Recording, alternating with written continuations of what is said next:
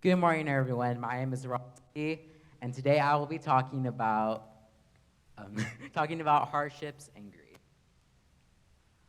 anger, frustration, sadness, regret, and among many of the emotions that we feel throughout our lives when facing hardships, or more specifically during times of grief.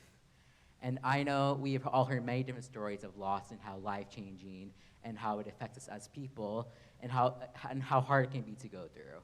And I know the first time I experienced grief in my life was when I lost my grandfather a few years back.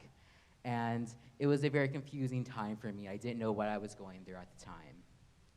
And it was so confusing that I actually resorted to becoming maybe more stoic throughout these times.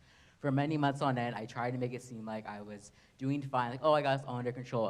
I had it under control, I was doing fine, and nothing was really affecting me too much. But obviously that wasn't the case. And while for months this did work for me and it was going pretty decently, over time, it became much harder to manage my own emotions and to manage how I felt. So it wasn't until winter break that year in December, where my school was on winter break, that I fully got to understand my emotions and myself better. I allowed myself to reflect upon myself and reflect on what I was going through and how I was feeling.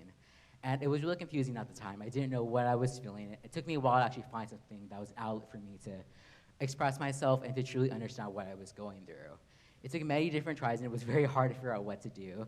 But eventually, I found writing, and that's actually what helped me get through this time. I wrote about what I felt and the feelings that I had that were maybe hard to put to words.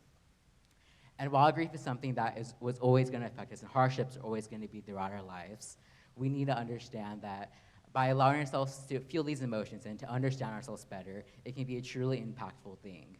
And grief and hardships are how we manage them in our own personal lives.